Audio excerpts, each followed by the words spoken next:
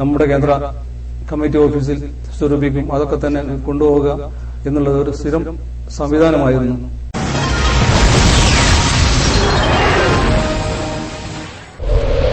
പടർന്നു പന്തലിച്ച് സൗദിയിലെയും ഗൾഫിലെയും ഏറ്റവും വലിയ രാഷ്ട്രീയ പ്രസ്ഥാനമായി മാറിയ KMCCയുടെ വിഹായസിൽ നിന്ന് വീക്ഷിക്കുമ്പോൾ ഇരുണ്ടതും ഇടുങ്ങിയതുമായിരുന്ന ആ കൊച്ചുമുറിയിലെ ഈ തിരുപ്പിറവിയുടെ ഐശ്വര്യത്തിന്റെ തങ്കത്തിളക്കം കാണാം.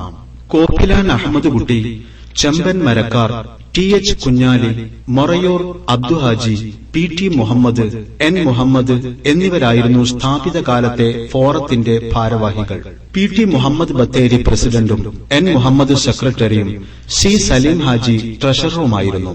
ഫോറത്തിന്റെ രൂപീകരണം പ്രവർത്തകരിലും അനുഭാവികളിലും ഉണർവും ഉന്മേഷവും പകർന്നു.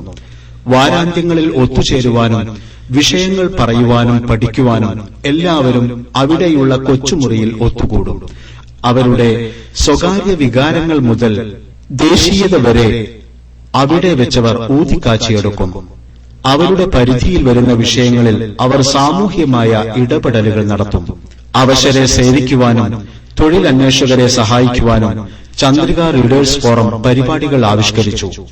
എല്ലാ പ്രവർത്തനങ്ങൾക്കും ഊർജം പകരുവാൻ ദിവസങ്ങൾക്ക് ശേഷമാണെങ്കിലും വിവരങ്ങളും വിശേഷങ്ങളുമായി ചന്ദ്രിക ദിനപത്രവും മുന്നേറ്റ മുന്നണിയിൽ അതിവേഗം മുന്നേറുന്ന മുസ്ലിം ലീഗ് രാഷ്ട്രീയത്തിന്റെ വാർത്തകളും വന്നുകൊണ്ടേയിരുന്നു. പ്രവർത്തന ഗോത സജീവമായതോടെ സ്ഥല സൌകര്യങ്ങളുടെ കുറവിൽ കേന്ദ്രം വീർപ്പുമുട്ടി. 5 or 6 പേർക്കിരിക്കാവുന്ന ആ കൊച്ചുമുറിയിൽ മീറ്റിംഗുകൾക്കും മറ്റും തീരെ സൌകര്യമുണ്ടായിരുന്നില്ല. അതിനാൽ പലപ്പോഴും റൂമിന് പുറത്തുള്ള മുറ്റത്ത് ടാർപ്പായ വിരിച്ചായിരുന്നു പരിപാടികൾ നടത്തിയിരുന്നത്. പഴയ പേപ്പർ കഷ്ണങ്ങളിലും വെറും നിലത്തും ഇരുന്നും സാമൂഹ്യ വിപ്ലവത്തിന്റെ സഹചാരികളായി തീരുവാൻ സന്നദ്ധരായിരുന്നു ലീഗ് വികാരം തലക്കുപിടിച്ച അന്നത്തെ സമൂഹം. ഇന്നത്തെ കാലേറെ ഒട്ടനവധി പ്രശ്നങ്ങളും പ്രയാസങ്ങളും അതുപോലെ ബുദ്ധിമുട്ടുകളും അനുഭവിച്ചിരുന്ന ഒരു കാലഘട്ടമാണ് 1978, 79, 80 വരെയുള്ള കാലങ്ങളിൽ. ഭാഷാപരമായ പ്രശ്നങ്ങളുണ്ട്, ജോലി സംബന്ധമായ ഒട്ടേറെ പ്രശ്നങ്ങളുണ്ട്, ഇക്കാമ പോലുള്ള അഭാവങ്ങളുള്ള പ്രശ്നങ്ങളുണ്ട്, അതുപോലെ രോഗങ്ങളുള്ള പ്രശ്നങ്ങൾ. എന്തു വന്നാലും അതൊക്കെ തന്നെ പരിപൂർണമായും നമ്മുടെ സഹപ്രവർത്തകരൊപ്പം ഒപ്പം നിന്നുകൊണ്ട് സഹകരിച്ചു അവർക്ക് ചെയ്തു കൊടുക്കാനും അവരെ സഹായിക്കുവാനും ചന്ദ്രിക റീഡേഴ്സ് ഫോറത്തിന് വളരെ താല്പര്യത്തോടെ തന്നെ കഴിഞ്ഞിരുന്നു എന്നുള്ളതാണ് ഏറ്റവും ചാരിതാർത്ഥ്യജനകമായ വസ്തുത. 68 കാലഘട്ടങ്ങളിൽ ഇവിടെ പ്രവർത്തിച്ച റീഡേഴ്സ് ഫോറങ്ങൾക്ക് അഭിമാനാർഹമായ കാര്യങ്ങളെന്ന് പറയുമ്പോൾ 1978 സൗദി ഗവൺമെന്റ് ഇവിടെ ഉംറയിലും ഹജ്ജിനും എത്തിയുള്ള ജോലി ചെയ്യുന്ന ആളുകൾക്ക് ഫ്രീ വിസ നൽകാൻ തീരുമാനിച്ചപ്പോൾ നമ്മുടെ നാട്ടിൽ നിന്ന് ഉംറക്കും ഹജ്ജിനും വന്ന പല ആളുകൾക്കും പാസ്പോർട്ടുകൾ ഉണ്ടായിരുന്നില്ല, ഇന്റർനാഷണൽ പാസ്പോർട്ടുകൾ ഉണ്ടായിരുന്നില്ല. അതുകൊണ്ട് തന്നെ വിസ അടിക്കാൻ ഒരുപാട് പ്രയാസങ്ങൾ വന്നപ്പോൾ അവരെ സഹായിക്കാനും അവരെ ഉംറ പാസ്പോർട്ടും ഹജ്ജ് പാസ്പോർട്ടും ഉപയോഗപ്പെടുത്തി എംബസിയിൽ പോയി ഇന്റർനാഷണൽ പാസ്പോർട്ട് ഉണ്ടാക്കി കൊടുക്കാൻ നേതൃപരമായി പങ്കുവച്ചു എന്നുള്ളത് ഞങ്ങളെ സംബന്ധിച്ചിടത്തോളം ആ കാലഘട്ടത്തെ ഏറ്റവും അഭിമാനാർഹമായ നേട്ടമായി കാണാൻ ഞങ്ങൾ ആഗ്രഹിക്കുകയാണ്. അതുപോലെ തന്നെ 1981 ആയപ്പോഴേക്കും മുനിസിപ്പൽ മേഖലയിൽ ജോലി ചെയ്തിരുന്ന ആളുകൾക്ക് മൊത്തമായി ഇവിടുത്തെ മുനിസിപ്പൽ ജോലികളൊക്കെ തന്നെ കോൺട്രാക്ട് വർക്കിലേക്ക് മാറിയപ്പോൾ തൊഴിൽ രഹിതരായി പുറത്തു വന്ന ആയിരക്കണക്കായ മലയാളി സഹോദരന്മാർ, പ്രത്യേകിച്ചും മലബാർ ഏരിയയിൽ നിന്നുള്ള നമ്മുടെ തൊഴിലാളികൾ തൊഴിലാകുമ്പോൾ അവരെ സൗദിയുടെ തന്നെ വിവിധ ഭാഗങ്ങളിലുള്ള മുനിസിപ്പാലിറ്റികളിലേക്ക് ജോലി അവസ്ഥയാർത്ഥം പറഞ്ഞയക്കാൻ നമ്മുടെ എംബസി അന്നത്തെ അംബാസഡറായിരുന്ന TTP അബ്ദുള്ള സാഹിബ് മുഖേന സൗദി ഗവൺമെന്റുമായി ബന്ധപ്പെടുകയും അങ്ങനെ സൗദിയുടെ പല ഭാഗങ്ങളിലേക്കും പ്രത്യേകിച്ച് അബഹ, അൽജൂഫ്, റാബക്ക്, പിന്നെ മജ്മ തുടങ്ങിയ പല ഭാഗങ്ങളിലേക്കും നൂറുകണക്കിന് ആളുകളെ പറഞ്ഞയക്കാൻ നേതൃപരമായ പങ്കുവഹിക്കാൻ ഞങ്ങൾ ആ കാലഘട്ടത്തിൽ ചന്ദ്രിക റീഡേഴ്സ് ഫോറത്തിന്റെ പ്രവർത്തനങ്ങളെ ഉപയോഗപ്പെടുത്താൻ ഞങ്ങൾ സാധിച്ചുള്ളത് മറ്റൊരു നേട്ടമായി ഞങ്ങൾ കാണുകയാണ്. അതുപോലെ മലപ്പുറം, ദൗർഭാഗ്യകരമായ മലപ്പുറം വെടിവെപ്പ്, ആ കാലഘട്ടത്തിൽ ഗൾഫ് നാടുകളിൽ നിന്നും ആ മലപ്പുറം ഫണ്ടിലേക്ക് ഏറ്റവും വലിയ സംഖ്യ സ്വരൂപിക്കാൻ സാധിച്ചത് ജിദ്ദ ചന്ദ്രിക റീഡേഴ്സ് ഫോറത്തിനായിരുന്നു. ഞങ്ങളുടെ പ്രവർത്തനങ്ങളിലെ വൻ നേട്ടങ്ങളും വൻ സംഭവങ്ങളുമായി ഞങ്ങൾ ഇന്നും അഭിമാനപൂർവ്വം ഓർക്കുകയാണ്. അതുപോലെ ഞങ്ങളുടെ പ്രിയങ്കരായ നമ്മുടെ നേതാക്കന്മാർ സീതി ഹാജി, അബ്ദുള്ള കോയ സാഹിബ്, CH മുഹമ്മദ് കോയ സാഹിബ്, ഇബ്രാഹിം സുലൈമാൻ സെഡ് സാഹിബ് എല്ലാം ചന്ദ്രിക പ്രചരണവുമായി ജിദ്ദയിലെത്തുമ്പോൾ നീണ്ട ഒരു മാസക്കാലം അവരെ ശുശ്രൂഷിക്കാനും അവർക്കുമായ ഫണ്ടുകൾ ശേഖരിക്കാനും അവരോടൊപ്പം കഴിഞ്ഞുകൂടാനും അതുപോലെ രാജ്യോചിതമായ ഒരു സ്വീകരണം സൗദി ഗവൺമെന്റിന്റെ അംഗീകാരത്തോടും അനുമതിയോടും കൂടി ജിദ്ദ മെരീഡിയം ഇന്റർനാഷണൽ ഹോട്ടൽ നടത്താൻ കഴിഞ്ഞുള്ളതും ഞങ്ങളുടെ ആ കാലഘട്ടത്തിലെ വൻ പ്രവർത്തനങ്ങളുടെ വൻ നേട്ടങ്ങളുടെ കൂട്ടത്തിലൊന്നായി ഞങ്ങൾ ഗണിക്കപ്പെടുകയാണ്.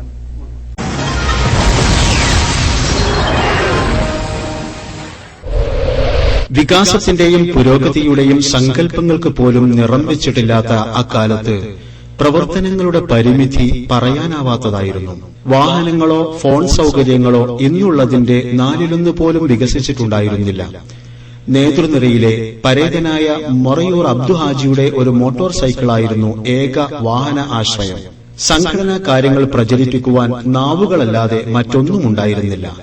അറിഞ്ഞവർ പറഞ്ഞും പങ്കുവച്ചും പക്ഷേ എല്ലാം സജീവമായി നിലനിന്നു. ക്രമേണ റീഡേഴ്സ് ഫോറത്തിന്റെ പ്രവർത്തന മേഖല വികസിച്ചു. സാമൂഹ്യ സേവന മേഖലയിൽ ഫോറം പോലുള്ള ഒരു സംഘടനയുടെ സേവനം അന്ന് വളരെ അനിവാര്യമായിരുന്നു. അക്കാലത്ത് ഇവിടെ എത്തിച്ചേരുന്നതിലധികവും കപ്പലിലും ഉരുവിലുമൊക്കെയായി തീർത്ഥാടനത്തിന് വരുന്നവരായിരുന്നു. പലപ്പോഴും നിയമാനുസൃതമല്ലാതിരുന്ന ഇത്തരം അവസ്ഥകളിൽ എത്തുന്നവർക്ക് സഹായങ്ങളല്ലാതെ മറ്റൊന്നും വേണ്ടാത്ത അവസ്ഥയായിരുന്നു. പാസ്പോർട്ടും മറ്റു രേഖകളുമില്ലാത്തവർ, കയ്യിൽ കാൽക്കാശിന് പോലും പണമില്ലാത്തവർ, തല ചായ്ക്കാനൊരു ഇടമില്ലാത്തവർ, തൊഴിലില്ലാത്തവരും തൊഴിലുകളൊന്നും അറിയാത്തവരും, നിയമലംഘനത്തിന് ജയിലിൽ നിയമസഹായം വേണ്ടിവരുന്നവർ, രോഗികൾ, എങ്ങനെയെങ്കിലും നാടുപറ്റുവാൻ കാത്തിരിക്കുന്നവർ, ഇങ്ങനെ രോദനങ്ങളുടെ ഈ പട്ടിക നീണ്ടുകിടക്കുകയായിരുന്നു. കപ്പൽ ഇറങ്ങിയിട്ടുണ്ടെങ്കിൽ തന്നെ മദീനത്തുൽ ഹുജ്ജാജിലെത്തുമ്പോ നമ്മളെ നാട്ടുകാരെ മുൻഗാമികള് 76 അല്ലെങ്കിൽ 1-ാം കപ്പൽ 2-ാം കപ്പൽ എന്നൊക്കെ വന്നവര് നമ്മളെ കാണാൻ വരുമ്പോ നമ്മൾ വല്ല ജയിൽ പുള്ളികളുമായി ആ മദീനത്തുൽ ഹുജ്ജാജിന്റെ ഉള്ളിലെ ആ ജനവാദിന്റെ കമ്പിയും പിടിച്ചിങ്ങനെ കാണാൻ, അല്ല അവർക്ക് നമ്മളെടുത്ത് വന്നിരിക്കാനോ നമ്മളെ കണ്ട് സലാം ചെല്ലാനോ ഒന്നും പറ്റാത്തൊരവസ്ഥയിലാണ്. അങ്ങനെ വല്ല വെള്ളവും അതല്ലെങ്കിൽ വല്ല പെപ്സിയോ വെള്ളമൊക്കെ തന്ന് അവര് സലാം ചൊല്ലി പോവും. ആ സമയത്ത് നമ്മൾ പുറത്തിറങ്ങുന്നത് എങ്ങനെയാന്ന് വെച്ചിട്ടുണ്ടെങ്കിൽ മുത്തവഫിന്റെ വണ്ടി വന്ന് മുത്തവഫിന്റെ കപ്പലില് നമ്മളെ കയറ്റിക്കൊണ്ടുപോകുന്നു. അങ്ങനെ മക്കത്തെത്തി തവാഫും ഒക്കെ അവരെ തന്നെയാണ് ചെയ്യിപ്പിക്കുക. അങ്ങനെ അവരൊരു ചെറിയ റൂമിലാക്കും. പിന്നെ അവിടെ നിന്ന് ഹജ്ജ് കഴിഞ്ഞ് മടങ്ങി പോരുന്നവരൊക്കെ പെട്ടെന്ന് തഹല്ലുലായി ഡ്രസ്സുകളൊക്കെ മാറും. ഞങ്ങൾ ഡ്രസ്സ് മാറാതെ അതിൽ തന്നെ ഇരുന്നു. കാരണം എന്താ വെച്ചാൽ ഞങ്ങളടുത്ത് മാറാനുള്ള പൈസ ഹജ്ജിന് വന്നവർക്ക് അത് മതി. കാരണം ഈ മാറി കഴിഞ്ഞിട്ടുണ്ടെങ്കിൽ അവർക്ക് ഹജ്ജ് വരെ ജീവിക്കാനുള്ള ആ മാറാനുള്ള, ഞങ്ങൾക്ക് അത് പോരാ. ഞങ്ങൾക്ക് ഇവിടെ നിൽക്കണം, ഞങ്ങൾക്ക് ജോലി ആവണം. ജോലി ആവുന്നത് വരെ ഞങ്ങൾക്ക് ഭക്ഷണം, റൂമും, വസ്ത്രം ഇതൊക്കെ വേണമല്ലോ. അതിനുള്ള പൈസയും കൂടി വേണം. അപ്പൊ അതിന് വല്ല കമ്മിയും വരുമോ എന്നുള്ള നിലക്ക് ഈ ഇറാമിലിരുന്നാല്, ഒരു മാസക്കാലം ഇറാമിലിരുന്നാല് അറവ് വേണ്ട. ഹജ്ജ് കഴിഞ്ഞ് ഇറാമെന്ന് താല്ലുലായാല് അറവ് വേണ്ട. ഹജ്ജിന്റെ മുമ്പ് ഈ ഇറാമെന്ന് താല്ലുലാവുകയാണെങ്കിൽ നമ്മൾ അറക്കേണ്ടി വരും. അറക്കണമെങ്കിൽ അത് 10-200 റിയാൽ 300 റിയാലിന്റെ ഒരു ആട് വേണം. അതിനോട് കാശ് ആ കാശ് നമ്മളെടുത്ത് ഉണ്ടാവൂലല്ലോ, ഉണ്ടാവൂല എന്ന് ഉദ്ദേശിച്ചത് കൊണ്ടാണ് നമ്മൾ ആ ഇറാമത്ത് തന്നെ നിന്നത്. അപ്പൊ നമുക്കൊരു സംഘടന ഉണ്ടായിരുന്നെങ്കിൽ, അല്ലെങ്കിൽ മുൻഗാമികളൊക്കെ നമ്മളെ സഹായിക്കാൻ ഇവിടെ ഉണ്ട് എന്നുള്ളൊരു ഒരു ചെറിയ ഒരു ധൈര്യം നമുക്ക് ഉണ്ടായിരുന്നെങ്കിൽ നമുക്കിവിടെ താല്ലുലാകാം.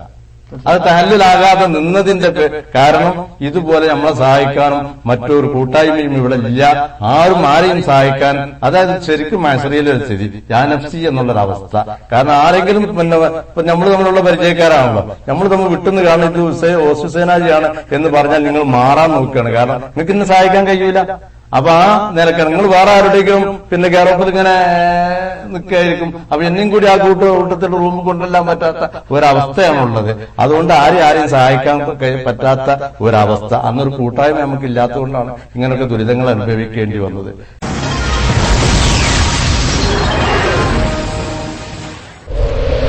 സ്വന്തങ്ങളെ സാന്ത്വനിപ്പിക്കുവാൻ ചന്ദ്രിക റീഡേഴ്സ് ഫോറത്തിന്റെ പ്രവർത്തകർ സന്മനസ്സുകൾ പുറത്തെടുത്തു. എംബസിയിലും ജയിലിലും അവരെത്തി. ചികിത്സയും അഭയവും ആശ്വാസങ്ങളും അവർ നൽകി. സാമൂഹ്യ സേവനങ്ങളിൽ അവർ വ്യാപൃതരായി. വിസയില്ലാത്തവർക്ക് 44-ാം വകുപ്പനുസരിച്ച് വിസയുണ്ടാക്കി കൊടുത്തു. സമുദായത്തിലെ ഓരോ അംഗവും സ്വശരീരത്തിലെ ഒരംഗമാണെന്ന് കരുതുവാൻ പഠിപ്പിക്കുന്ന ഒരാദർശവും അത് പ്രവൃത്തിപഥത്തിൽ എത്തിക്കുവാൻ ശ്രമിക്കുന്ന ഒരു രാഷ്ട്രീയ ചിന്താവികാരവും അവരെ വീണ്ടും വീണ്ടും പ്രേരിപ്പിക്കുകയായിരുന്നു. നാടിനെ നടുക്കിയ ദുരന്തങ്ങളിൽ ആശ്വാസത്തിന്റെ കൈലേശുമായി കടന്നു ചെല്ലുവാൻ ചന്ദ്രിക റീഡേഴ്സ് ഫോറത്തിന്റെ പ്രവർത്തകർ സദാ സന്നദ്ധരായിരുന്നു. സൗദി അറേബ്യ സന്ദർശിച്ചപ്പോൾ അന്നത്തെ പ്രധാനമന്ത്രി ഇന്ദിരാഗാന്ധിക്ക് മുമ്പിൽ കോഴിക്കോട്ട് ഒരു വിമാനത്താവളം സ്ഥാപിക്കുവാൻ നിവേദനം നടത്തിയത് പ്രവർത്തനങ്ങളുടെ വ്യാപ്തി ശരിക്കും വരച്ചു കാണിക്കുന്നു.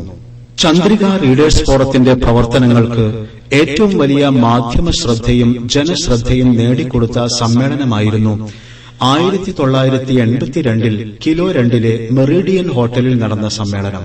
ചന്ദ്രികയുടെ പ്രചരണവുമായി സൌദിയിലെത്തിയ നേതാക്കളായ CH Muhammad Koya, P Seethi Haji, സേട്ടു Sahib, BV Abdulla Koya തുടങ്ങിയ നേതാക്കൾക്ക് സ്വീകരണവും നയവിശദീകരണവും ലക്ഷ്യം വെച്ചുകൊണ്ടുള്ള ആ സമ്മേളനത്തെ സൌദിയിലെ ഏറ്റവും ആദ്യത്തെ പ്രവാസികളുടെ പൊതുപരിപാടിയായിട്ടാണ് വിലയിരുത്തപ്പെടുന്നത്. ഇംഗ്ലീഷ് മാധ്യമങ്ങളടക്കം വലിയ കവറേജ് നൽകിയ ആ സമ്മേളനത്തിന് മക്ക ഗവർണർ മാജിദ് രാജകുമാരന്റെ പ്രത്യേക അനുമതിയുണ്ടായിരുന്നു. പ്രവർത്തകർക്ക് രാഷ്ട്രീയ വിദ്യാഭ്യാസവും വിശദീകരണവും നൽകുവാൻ അന്നുണ്ടായിരുന്നത് പരേതനായ ചന്ദ്രിക പത്രാധിപർ റഹീം മേച്ചേരിയും ഖായിദെ മില്ലത്തിന്റെ പൌത്രൻ ദാവൂദ് മിയാഖാനുമൊക്കെയായിരുന്നു. അവർ ഹരിത രാഷ്ട്രീയത്തിന്റെ വികാരങ്ങൾ ചോർന്നു പോവാതെ ജനമനസ്സുകളിലെത്തിച്ചു. കേരളത്തിൽ പാർട്ടി ബഹുദൂരം മുന്നേറുന്ന കാലമായിരുന്നു അത്. 1960 നടന്ന തെരഞ്ഞെടുപ്പിൽ മുസ്ലിം ലീഗിന് 11 സീറ്റ് ലഭിക്കുകയും KM സീതി സാഹിബ് പട്ടം താണുപിള്ളയുടെ നേതൃത്വത്തിലുള്ള നിയമസഭയുടെ സ്പീക്കറാവുകയും ചെയ്തപ്പോൾ പച്ച മനസ്സുകളിൽ പുളകങ്ങൾ പൂത്തു. 1967 നടന്ന തെരഞ്ഞെടുപ്പിൽ സപ്തകക്ഷികളിൽ അംഗമായ മുസ്ലിം ലീഗ് 14 സീറ്റുകൾ നേടി വീണ്ടും കുതിച്ചു. തുടർന്ന് EMS മന്ത്രിസഭയിൽ CH മുഹമ്മദ് കോയ സാഹിബ് അടക്കമുള്ള അതികായന്മാർ വലിയ വകുപ്പുകൾ കൈകാര്യം ചെയ്യുന്ന മന്ത്രിമാരായി കേരളത്തിന്റെ ചെങ്കോൽ കയ്യേന്തുന്ന രാഷ്ട്രീയ ശക്തിയായി മാറി. കാലിക്കറ്റ് യൂണിവേഴ്സിറ്റി, പിന്നോക്ക പ്രദേശങ്ങളിൽ വിദ്യാലയങ്ങൾ, 10ാം തരം വരെ സൌജന്യ വിദ്യാഭ്യാസം, അറബി ഭാഷാധ്യാപകർക്ക് അംഗീകാരം, മുസ്ലിം പെൺകുട്ടികൾക്ക് സ്കോളർഷിപ്പ് തുടങ്ങിയ CHന്റെയും മുസ്ലിം ലീഗിന്റെയും വലിയ ഇടപെടലുകൾ ലോകമെമ്പാടുമുള്ള പ്രവർത്തകരെ ആവേശം കൊള്ളിച്ചു. 1970 പൊതുതെരഞ്ഞെടുപ്പിൽ മുസ്ലിം ലീഗ് സ്വന്തം വ്യക്തിത്വം സംരക്ഷിച്ചു. അന്നുണ്ടായ അച്യുത മേനോൻ മന്ത്രിസഭയിലും വലിയ വകുപ്പുകളായിരുന്നു ലീഗ് കയ്യിൽ വെച്ചത്. പുളകങ്ങളുടെ ഈ വികാരത്തിരകൾക്കിടയിൽ ചിലപ്പോൾ വേദനകളും പ്രവർത്തകരെ പിടികൂടി. 1972 ഖായിദെ മില്ലത്തിന്റെ മരണം, 1973 ബാഫക്കി തങ്ങളുടെ മരണം, 1975 പൂക്കോയ തങ്ങളുടെ മരണം തുടങ്ങിയവ പ്രവർത്തകരുടെ മുഖത്തും മനസ്സിലും വറ്റാത്ത കണ്ണുനീർ ചാലുകൾ തീർത്ത സംഭവങ്ങളാണ്. ഇതിനിടക്കാണ് കേരളത്തിൽ മുസ്ലിം ലീഗിൽ ദൌർഭാഗ്യകരമായ ഒരു പിളർപ്പുണ്ടായത്. MK ഹാജി, ഷെയ്ദ് ഉമർ ബാഫക്കി തങ്ങൾ, ഹമീദ് അലി ഷംനാട്, K സാഹിബ് തുടങ്ങിയവരുടെ നേതൃത്വത്തിൽ ഒരു വിഭാഗം ഇന്ത്യൻ യൂണിയൻ മുസ്ലിം ലീഗിൽ നിന്നും വേർപെട്ട് അഖിലേന്ത്യാ ലീഗ് എന്ന പേരിൽ സംഘടിച്ചു. അക്കാലത്തെ ചില മുന്നണി ബന്ധങ്ങളും നയ തീരുമാനങ്ങളുമൊക്കെയായിരുന്നു ഒരു വിഭാഗത്തെ ഇങ്ങനെ ചിന്തിക്കുവാൻ പ്രേരിപ്പിച്ചത്. മൊത്തത്തിൽ സംഘടന രണ്ടായി. തുടർന്നു വന്ന തെരഞ്ഞെടുപ്പുകളിൽ വേറിട്ട് നിന്ന് മത്സരിച്ചു. വ്യത്യസ്ത മുന്നണികളിൽ കക്ഷി ചേർന്നു. നാളുകൾ നീങ്ങും തോറും അകൽച്ച വർദ്ധിച്ചു. വിഭാഗീയത ഗൾഫ് നാടുകളിലുമെത്തി. അഖിലേന്ത്യാ ലീഗിന്റെ ഗൾഫ് ഘടകം KMCC എന്ന പേരിലായിരുന്നു പ്രവർത്തിച്ചിരുന്നത്. വിഭാഗീയത ഒരർത്ഥത്തിൽ പ്രവർത്തനങ്ങളെ ശക്തിപ്പെടുത്തിയെന്ന് പറയാം.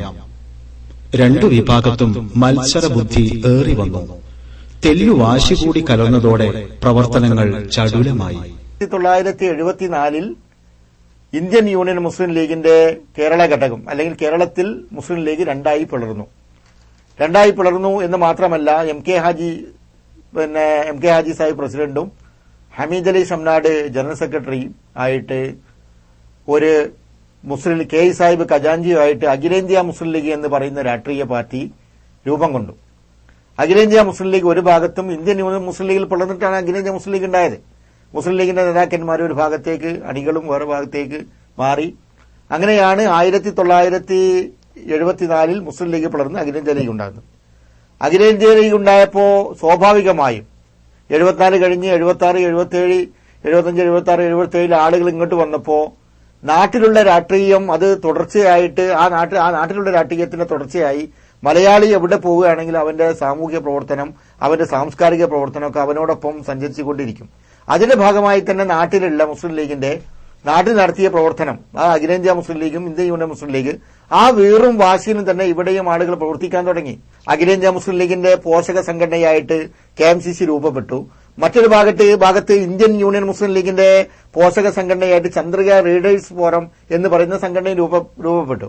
രണ്ട് സംഘടനകളും വളരെ വാശിയും വീറോടും കൂടിയിട്ട് ഈ സൗദി അറേബ്യ പോലുള്ള രാജ്യങ്ങളിൽ പ്രവർത്തിക്കാൻ തുടങ്ങി. രണ്ടു കൂട്ടർക്കും പത്രം ഉണ്ടായി. അന്ന് ഇവിടെ ചാനലുകളില്ല, ഇവിടെ നിന്നുള്ള മലയാള പ്രസിദ്ധീകരണങ്ങളില്ല, പത്രങ്ങളില്ല. നാട്ടിൽ നിന്ന് വരുന്ന പത്രങ്ങൾ, അതായത് അഖിലേന്ത്യാ മുസ്ലിം ലീഗിന്റെ മുഖപത്രമായി ലീഗ് ടൈംസ് എന്നതും അതുപോലെ തന്നെ മുസ്ലിം ലീഗിന്റെ മുഖപത്രമായിട്ട് ചന്ദ്രികയും ഇവിടെ വന്ന് ആ പത്രങ്ങളിൽ കിട്ടുന്ന വിവരം മാത്രമേ അന്ന് ആളുകൾക്കുള്ളൂ. അപ്പൊ ഞാൻ പറഞ്ഞു, വീറും വാശിയും ഈ സംഘടന പ്രവാസ ലോകത്തും മുസ്ലിം ലീഗിന്റെ പോഷക സംഘടനകളിൽ നിലനിന്നു എന്നതാണ് യാഥാർത്ഥ്യം. അങ്ങനെയാണ് അത് 11 കൊല്ലക്കാലം എന്ന് പറയാൻ 974 മുതൽ 1985 വരെയുള്ള 11 വർഷക്കാലമാണ് ആ രണ്ട് മുസ്ലിം ലീഗിൽ നിലനിന്നത്. ആ രണ്ട് മുസ്ലിം 985 ചാഭാനു കേസ് ഉണ്ടാക്കിയ ആ കേസിന്റെ വിധിയെ തുടർന്ന് രണ്ട് മുസ്ലിം ലീഗുകളും ഒന്നാകുകയായിരുന്നു.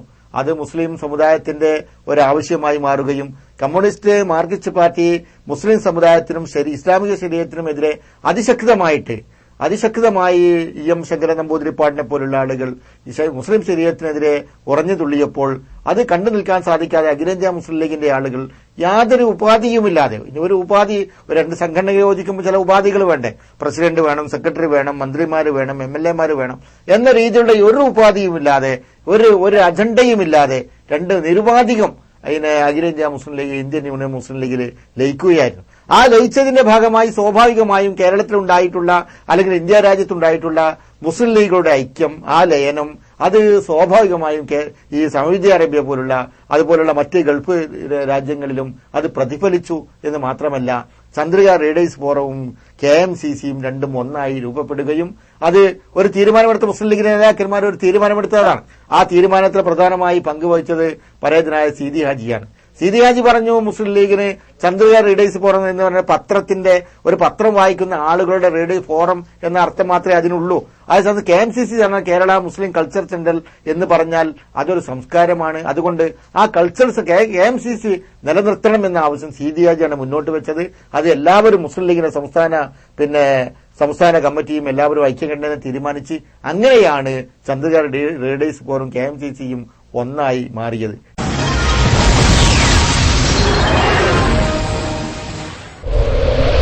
സമുദായ രാഷ്ട്രീയത്തിന്റെ ഒരു വലിയ പരീക്ഷണ ഘട്ടമായിരുന്നു അത്. പക്ഷേ നേതാക്കളുടെ ആത്മാർത്ഥമായ ശ്രമവും സമുദായത്തിന്റെ നിഷ്കളങ്കമായ അഭ്യർത്ഥനയും ഒത്തുചേർന്നപ്പോൾ അഖിലേന്ത്യാ ലീഗ് മാതൃസംഘടനയിൽ ലയിച്ചു.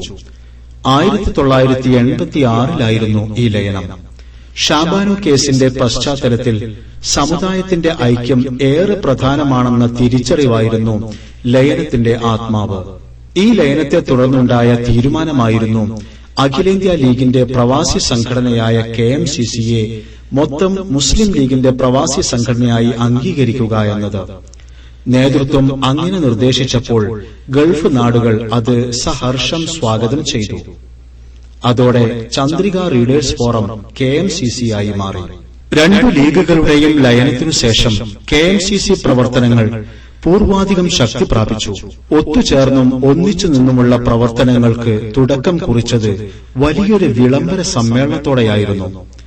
ആ സമ്മേളനം KMCCയുടെ ചരിത്രത്തിലെ ഏറ്റവും വലിയ ചരിത്ര സംഭവങ്ങളിൽ ഒന്നായിരുന്നു.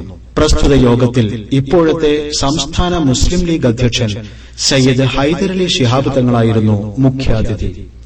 ബനി മാലിക്കിൽ നിന്നും പ്രവർത്തന കേന്ദ്രം ഷറഫിയയിലേക്ക് മാറി. പുതിയ പ്രവർത്തകരും നേതാക്കളും വികാരം കൊള്ളിക്കുന്ന രാഷ്ട്രീയ സംഭവ വികാസങ്ങളും രംഗത്ത് നിറഞ്ഞുകൊണ്ടേയിരുന്നു. 1977 നടന്ന തെരഞ്ഞെടുപ്പിൽ വൻ വിജയം നേടി കരുണാകരൻ മന്ത്രിസഭയിലും തിളങ്ങിയ മുസ്ലിം ലീഗ് ചരിത്രത്തിലെ ഏറ്റവും വലിയ ബഹുമതി നേടിയ കാലമായിരുന്നു അത്. രാജൻ കേസിനെ തുടർന്ന് കെ കരുണാകരനും കോൺഗ്രസിലെ പടലപ്പിണക്കങ്ങൾ കാരണം പിന്നീട് വന്ന AK ആന്റണിയും തുടർന്ന് വന്ന PK വാസുദേവൻ നായരും മുഖ്യമന്ത്രി പദം ഇട്ടെറിഞ്ഞപ്പോൾ പിന്നെ വന്ന ഊഴം മുസ്ലിം ലീഗിന്റേതായിരുന്നു. 1979 ഒക്ടോബർ 12 വെള്ളിയാഴ്ച മുസ്ലിം ലീഗിന്റെ CH മുഹമ്മദ് കോയ സാഹിബ് കേരള മുഖ്യമന്ത്രിയായി സത്യപ്രതിജ്ഞ ചെയ്തു. ഇത് ലീഗ് ചരിത്രത്തിലെ നിത്യഹരിത അധ്യായങ്ങളിലൊന്നാണ്. ഈ വിവരങ്ങളെല്ലാം കടലിനിക്കരെ മുസ്ലിം ലീഗ് അണികളെ വികാരഭരിതരാക്കിക്കൊണ്ടിരുന്നു. മുസ്ലിം ലീഗ് കേരളത്തിൽ വലിയൊരു വിപ്ലവം സൃഷ്ടിച്ച രാഷ്ട്രീയ പാർട്ടിയാണ്. ആ മുസ്ലിം ലീഗ് വിപ്ലവം സൃഷ്ടിച്ച രാഷ്ട്രീയ പാർട്ടി എന്ന് പറഞ്ഞാൽ നിങ്ങൾക്കറിയാം, യാതൊരു വിദ്യാഭ്യാസവും യാതൊരു ഉന്നതിയും ഇല്ലാത്ത ഒരു സമൂഹത്തെ അവരെ വളർത്തിയെടുത്ത് ഇന്നത്തെ രീതിയിൽ ആരെടാ എന്ന് ചോദിച്ചാൽ ഞാനെടാ എന്ന് പറയുന്ന രീതിയിലേക്ക് അവരെ വിദ്യാഭ്യാസം അവരെ കൊണ്ടുവന്ന് അവരെ മറ്റുള്ള രീതിയിൽ ഉയർത്തിക്കൊണ്ടുവന്നതൊക്കെ മുസ്ലിം ലീഗ് പാർട്ടിയാണ്. ഞാൻ പറയട്ടെ, 1967-69 മലപ്പുറം ജില്ല വന്നപ്പോ മലപ്പുറം ജില്ലയിൽ ആകെ 8, 9, 10, 11 ഹൈസ്കൂളുകളാണുള്ളത്. മലപ്പുറം ജില്ലയിൽ അന്ന് ഒരൊറ്റ college, junior college, Mampad junior college മാത്രമാണ് അന്നുള്ളത്. ഇന്ന് മലപ്പുറം ജില്ലയിൽ കാലിക്കറ്റ് യൂണിവേഴ്സിറ്റിയിൽ അഫിലിയേറ്റ് ചെയ്ത 300 ചില്ലാനം സ്ഥാപനങ്ങൾ, കോളേജുകൾ, അത് അറബി കോളേജായാലും BEd കോളേജായാലും ഒക്കെ ഇന്ന് മലപ്പുറം ജില്ലയിലുണ്ട്.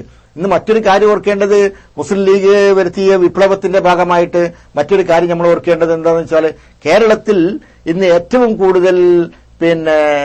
കൂടുതൽ സ്കൂളുകളുള്ള വിദ്യാലയങ്ങളുള്ള ജില്ല, ഒന്നാമത്തെ ജില്ല മലപ്പുറവും രണ്ടാമത്തെ ജില്ല കോഴിക്കോട് ജില്ലയുമാണ്. ഇതൊക്കെ മുസ്ലിം ലീഗ് ഉണ്ടാക്കിയിട്ടുള്ള മാറ്റങ്ങളാണ്. മറ്റൊരു കാര്യം എന്താ വെച്ചാൽ, കേരളത്തിൽ ഇന്ന് ഏറ്റവും കൂടുതൽ എഞ്ചിനീയറിംഗ് കോളേജ് നടത്തുന്ന ഒരു സമുദായം തിരിച്ചുള്ള കണക്കെടുത്താൽ ഏറ്റവും കൂടുതൽ എഞ്ചിനീയറിംഗ് കോളേജ് നടത്തുന്ന സമുദായം മുസ്ലിം സമുദായമാണ്. കേരളത്തിൽ ഏറ്റവും കൂടുതൽ മെഡിക്കൽ കോളേജ് നടത്തുന്ന സമുദായം ഏത് സമുദായമെന്ന് ചോദിച്ചാൽ അത് മുസ്ലിം സമുദായമാണ്. കേരളത്തിൽ ഇന്ന് ഏറ്റവും കൂടുതൽ BEd സെന്റർ നടത്തുന്ന, BEd കോളേജുകൾ നടത്തുന്ന പ്രസ്ഥാനം ഏതാണ് എന്ന് ചോദിച്ചാൽ അത് മുസ്ലിം ലീഗാണ്. കേരളത്തിൽ നിന്ന് ഏറ്റവും കൂടുതൽ TTC സെന്ററുകൾ നടത്തുന്ന പ്രസ്ഥാനം ഒരു സമുദായം ഏതാണ് എന്ന് ചോദിച്ചാൽ അത് മുസ്ലിം ലീഗാണ്. അപ്പൊ ഞാൻ പറയുന്നത്, മുസ്ലിം ലീഗ് കേരളത്തിലെ മുസ്ലിങ്ങളുടെ വിദ്യാഭ്യാസ ചരിത്രത്തിൽ അല്ലെങ്കിൽ കേരളത്തിലെ മുസ്ലിങ്ങളുടെ നവോത്ഥാന ചരിത്രത്തിൽ മുസ്ലിം ലീഗ് ഒരു രജതരേഖ എഴുതി ചേർത്ത പ്രസ്ഥാനമാണ് മുസ്ലിം ലീഗ്. ആ മുസ്ലിം ലീഗിന്റെ പോഷക സംഘടന അല്ലെങ്കിൽ പ്രവാസി ഘടകം എന്ന രീതിയിൽ KMCCക്ക് ഇന്ന് വലിയ വിപ്ലവം ഈ രംഗങ്ങളിലൊക്കെ നടത്താൻ സാധിച്ചിട്ടുണ്ട്.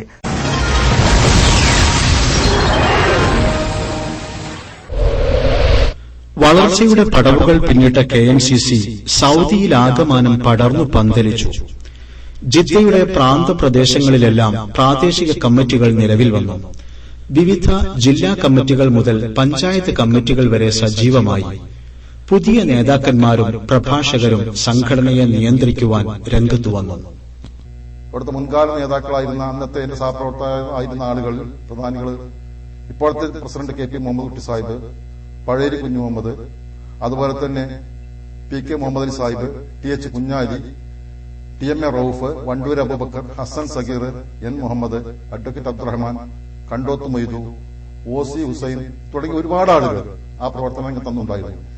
ഞാൻ മനസ്സിലാക്കുന്നത്, ഇന്നത്തെക്കാൾ കൂടുതൽ ഇന്റൻസീവ് ആയിട്ടുള്ള ഒരു അഗ്രസീവായിട്ട് പ്രവർത്തനം നടത്താൻ അന്ന് ഞങ്ങൾക്ക് ആ ടീമിന് കഴിഞ്ഞു എന്ന് തന്നെയാണ് ഞാൻ മനസ്സിലാക്കുന്നത്. ആ കാലഘട്ടത്തിൽ ജിദ്ദയിലെ ഏറ്റവും പ്രധാനപ്പെട്ട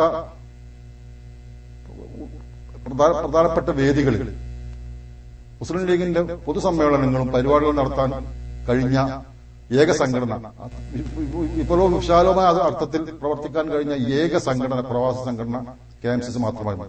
അക്കാലത്ത് ഞങ്ങൾ ഇവിടുത്തെ ഏറ്റവും വലിയ പഞ്ചനക്ഷത്ര ഹോട്ടലുകൾ മുതൽക്ക്, മെറീഡിയൻ, ഹയാത്ത് റീജൻസി, മാരിയറ്റ്,